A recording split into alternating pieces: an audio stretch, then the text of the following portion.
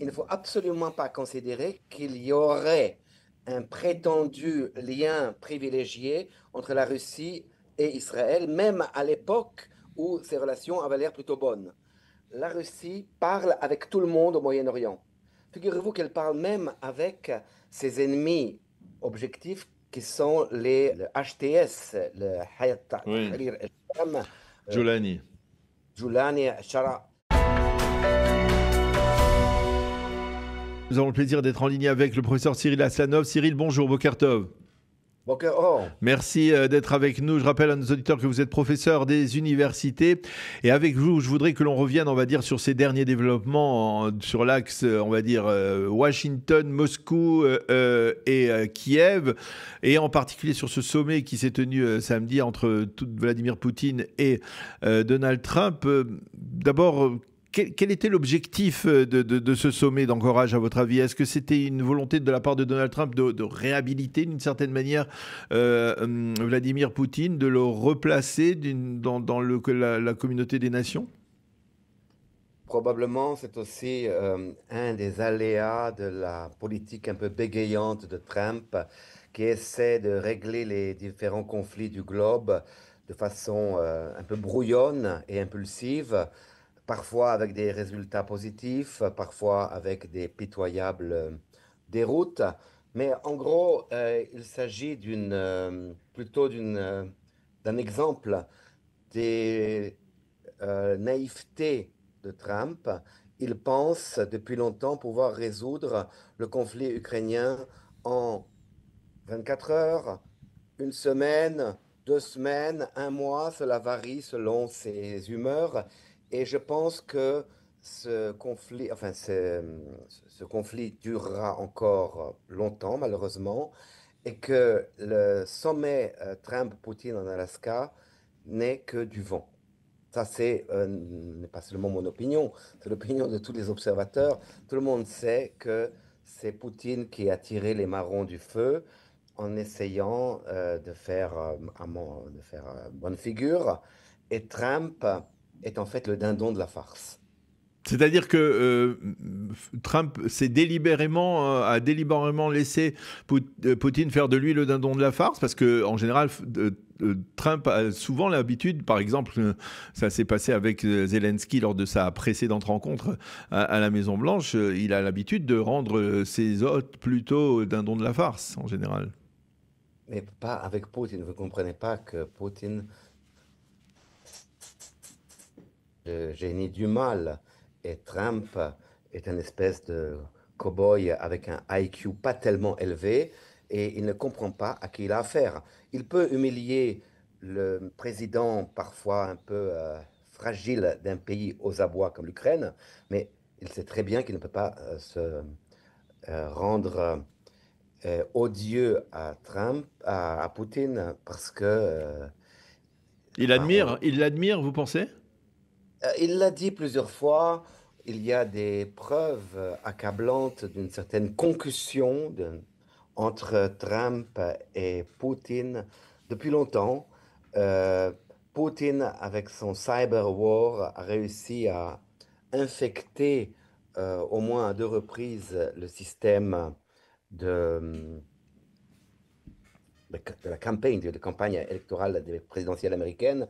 Donc, il y a un lien trouble et nauséabond entre Trump et Poutine. Et puis, périodiquement, comme vous avez remarqué peut-être, euh, Trump est sujet à des changements d'humeur. Oui. Périodiquement, Trump hausse le ton, mais de son côté, Poutine demeure imperturbable, impavide et il n'en a que faire des sautes d'humeur de Trump, en sachant que dans le long terme, Poutine sait très bien qu'il va pouvoir négocier d'homme à homme avec Trump. Alors justement, vers où on va après un tel sommet, avec le sommet à Washington et entre Zelensky et Trump, et la présence des Européens, cette présence des Européens, ça vous fait sourire ou c'est important? L'Europe a terminé sa mission historique dans le monde. C'est plutôt dommage parce qu'il y a des pays tout à fait respectables en Europe, comme par exemple les Royaumes-Unis, qui a une ligne impeccable. La France est plus aléatoire, plus, je dirais, Instable. zigzagante. Oui. Le Royaume-Uni, malgré son apparente sympathie pour les Palestiniens, le Royaume-Uni a une colonne vertébrale plus solide, mais de toute façon, le Royaume-Uni n'est pas vraiment en Europe, il est dans le NATO, mais le NATO est aussi un des partenaires des pourparlers qui vont avoir lieu maintenant dans la foulée de ce sommet un peu grotesque, Trump-Poutine en Alaska. Alors, je voudrais avoir votre appréciation parce que moi, lorsque je vois, on voit de l'extérieur, c'est vrai qu'en Israël, on a beaucoup d'autres préoccupations.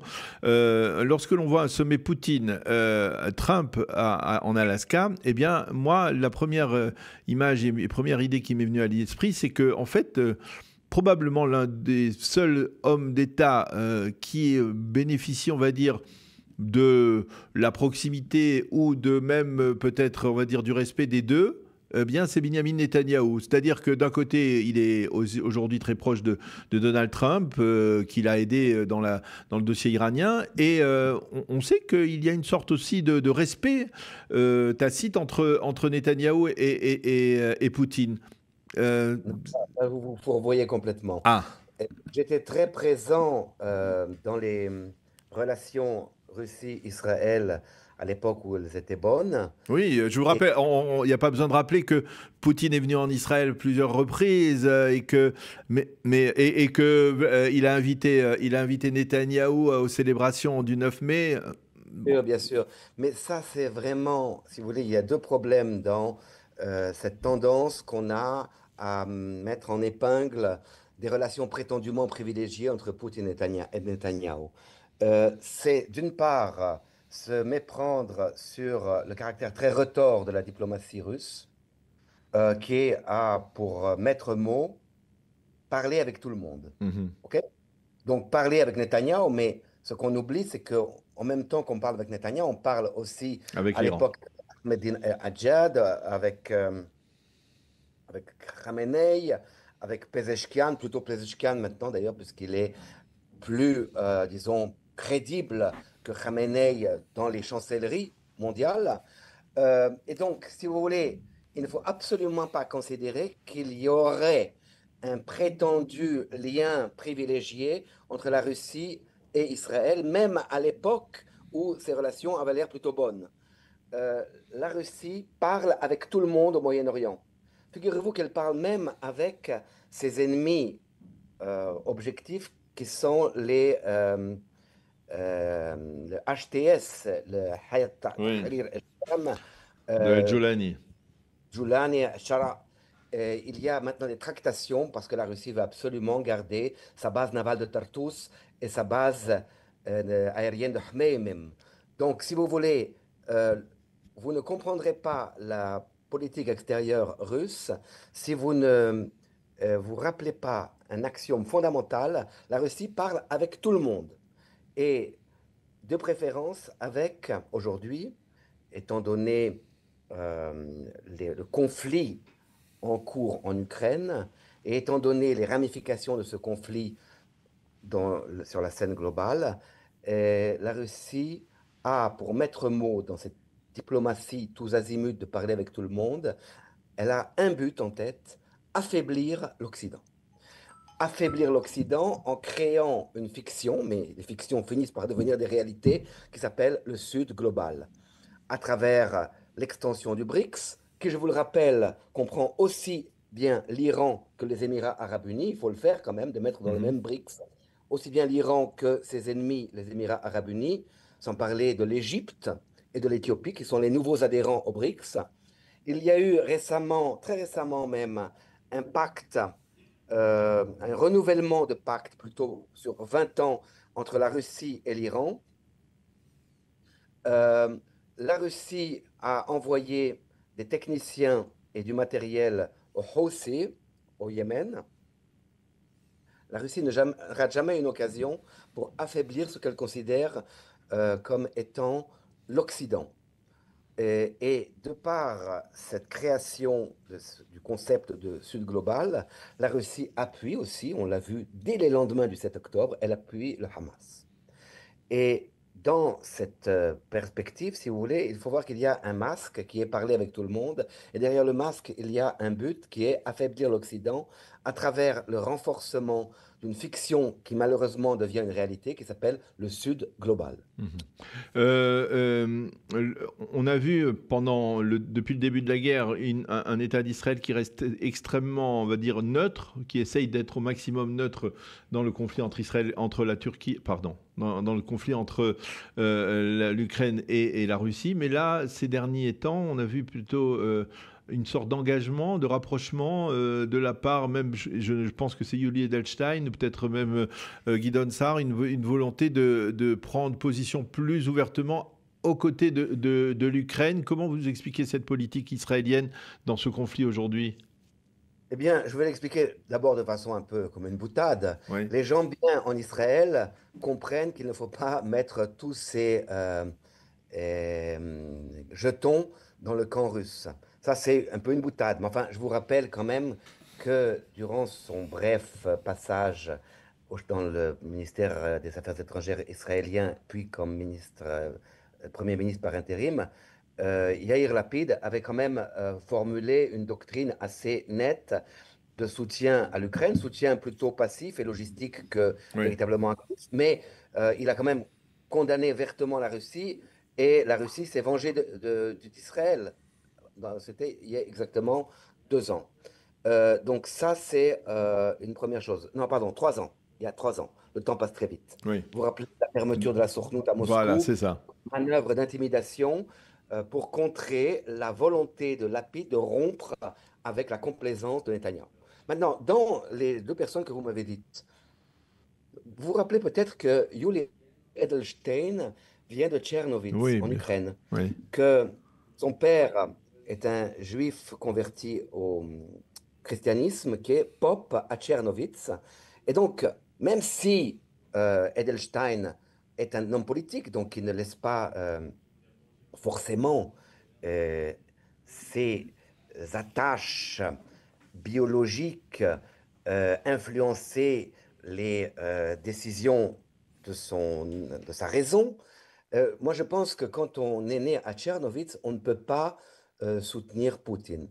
Quant à Gideon Sa'ar est un homme politique extrêmement habile qui a essayé de prendre la tangente par rapport à Netanyahou, qui ensuite a réintégré la cour de récréation de Netanyahou, mais qui n'a pas tout à fait renoncé à devenir une alternative possible à Netanyahou. Et ça, il Mhm. l'a très bien compris. Mhm. Guillaume Tsar, figurez-vous, je l'ai rencontré à Moscou, Oui. euh, à l'époque où il était ministre de l'Éducation.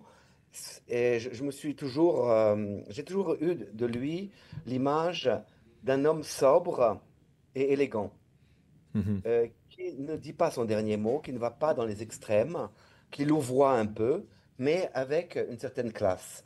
Et je pense que c'est tout à son honneur d'avoir rompu avec cette neutralité coupable qui est en fait plutôt un soutien tacite à la Russie, qui caractérise l'opportunisme cynique de Netanyahou. Mhm. Guido Sarr, en tant qu'anti-Netanyahou, qui a fait oublier qu'il est anti-Netanyahou, a fait une petite pique contre l'actuel Premier ministre.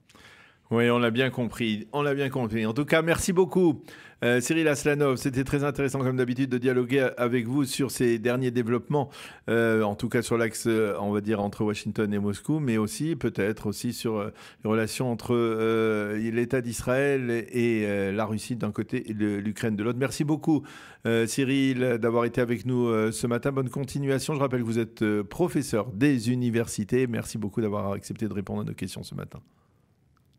Bonne journée ou Veserot Tovot. Voilà, Bessorot Tovot, ça c'est vrai, effectivement, il faut l'espérer.